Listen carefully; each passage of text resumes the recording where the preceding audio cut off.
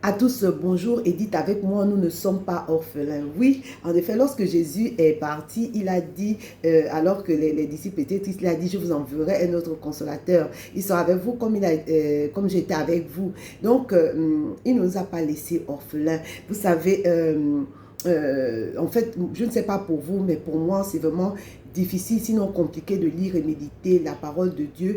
Et c'est à chaque fois une lutte.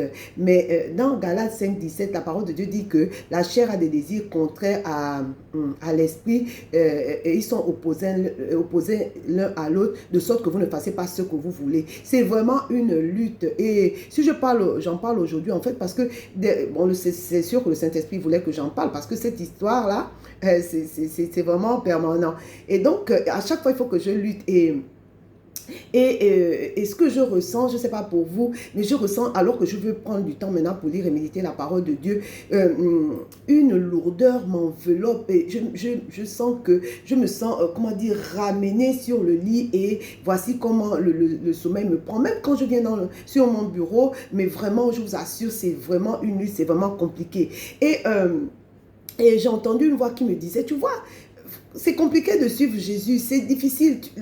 Et déjà, lire et méditer la parole de Dieu, c'est la clé. Mais alors, si tu ne peux pas faire ça, pas sûr que tu y arrives, quoi. Mieux vaut pour toi-même abandonner. Vraiment, j'ai eu cette idée. Et je me suis levée, je me suis révoltée. Je me suis révoltée, je me suis dit, mais attends, qu'est-ce qui se passe? Dieu... il dit dans sa parole, il dit dans, comment ça s'appelle, dans le livre de 2 Pierre 1, 3, il dit sa divine puissance nous a donné tout ce qui contribue à la vie et à la piété. Ça veut dire qu'il nous a équipés. Ça veut dire qu'il n'y a rien il n'y a rien qui est au-dessus de nous. Et alors que je lisais ce verset, le titre de ce passage-là dans le sommaire, c'est les effets de l'appel de Dieu. Ça dit Dieu appelle et Dieu équipe. Je me suis dit, mais attends, il me rend capable de faire plein d'autres choses. Pourquoi c'est compliqué et pourquoi je n'aurais pas cette capacité-là à faire en sorte que lire et méditer la parole de Dieu, ça soit pour moi aisé, quoi, tout en sachant que c'est contraire à la chair. Amen. Donc la parole de Dieu dit, on va partager quelques versets. La parole de Dieu dit dans Ézéchiel 36, verset 28, la parole de Dieu dit, je mettrai en vous mon esprit, ainsi je vous rendrai capable d'obéir à mes lois, à respecter et faire ce que je vous ai commandé. Je vous ai commandé. Le même Saint-Esprit là qui te rend capable de faire l'impensable, l'inimaginable, l'impossible. Ce Saint-Esprit agit de même dans la lecture et la méditation de la parole de Dieu. Et l'image que j'avais, c'est l'image d'un générateur. Vous savez, dans notre pays, nous avons beaucoup de coupures de courant. Donc, nous sommes équipés des groupes électrogènes ou encore de générateurs qui prennent le relais lorsque le courant est coupé. Donc, le Saint-Esprit est là. Ça dit que quand tu entends une voix comme ça, il faut renouveler ton esprit en te souvenant que le Saint-Esprit est venu pour te rendre capable de faire la volonté de Dieu, notamment lire et méditer sa parole. C'est le même Saint-Esprit qui te rend capable de pardonner l'impardonnable. C'est le même Saint-Esprit qui te rend capable de faire des exploits. Et il a dit dans Acte 1, 8, il a dit, mais vous recevez alors une force, celle de l'Esprit Saint, qui descendra sur vous. Alors vous serez mes témoins à Jérusalem, dans toute la Judée, la Samarie, jusqu'au bout du monde. Ça veut dire que Dieu veut que nous soyons des témoins. Témoins, ça veut dire que nous devons rendre Christ visible. Et il ne peut pas nous... il nous a équipés. Il nous a équipés. C'est le même Saint-Esprit là qui nous a permis de faire,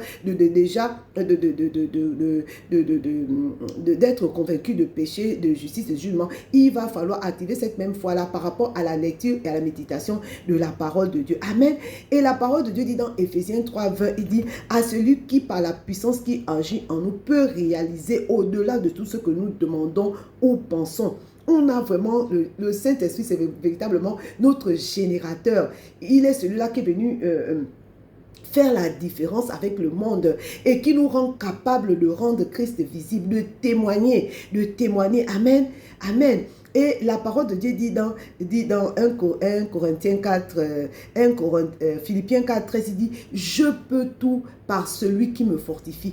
Il a dit tout. Il n'y a rien, puisqu'il a dit sans lui, nous ne pouvons rien faire. Il n'y a rien que nous ne puissions pas faire. Il nous a rendus capables de tout. Je vous assure, j'ai répété, je me suis souvenu de ces paroles-là et je m'efforce. Vous savez, ce n'est pas naturel de faire la volonté de Dieu. Justement, la parole de Dieu dit que depuis l'époque de Jean-Baptiste, le royaume des cieux est forcé. Seuls les violents s'en emparent. Pas les violents physiques, mais les violents dans l'esprit. Ceux-là qui ont une sainte colère et qui veulent véritablement voir ce que Dieu dit. Amen. Voilà. Donc, et alors que je pensais comme ça, vous savez, ce que le Saint-Esprit en tant que générateur, la parole de Dieu dit que comment dire, une des façons d'activer la puissance de Dieu en nous, c'est la prière en langue. La prière en langue, la parole de Dieu dit que celui qui prie en langue s'édifie, se construit, se bâtit et se fortifie, Donc, il va falloir que lorsque c'est comme ça, activer le générateur en priant en langue, et vous allez voir comment vous vous rechargez c'est-à-dire que une batterie qui sait, vous rechargez comme une batterie et vous voyez comment vous faites des exploits, vous voyez comment vous faites sa volonté aisément. Amen. Amen. Ok, donc vous savez, soyez sans crainte, Celui-là, et quelque part dans Ésaïe, il est dit que ce que nous faisons, c'est lui qui l'accomplit pour nous. Il n'y a rien, on ne peut rien faire sans lui.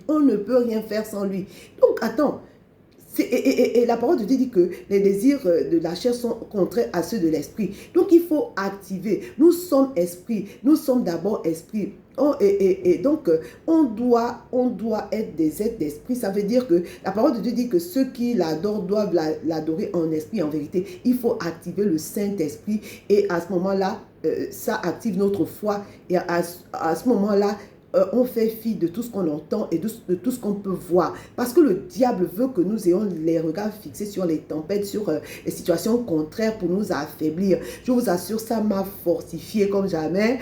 Et la parole de Dieu dit que ceux qui se confient en lui renouvellent leur force et prennent leur envol comme un aigle. Alors je vous encourage, je vais vous mettre ces versets-là dans le descriptif et emparez-vous d'eux. Amen. Voilà.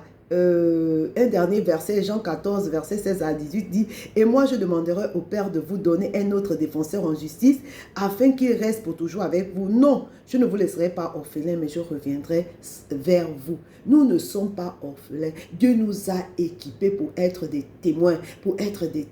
Amen. Demeurez bénis, à très vite. Merci beaucoup.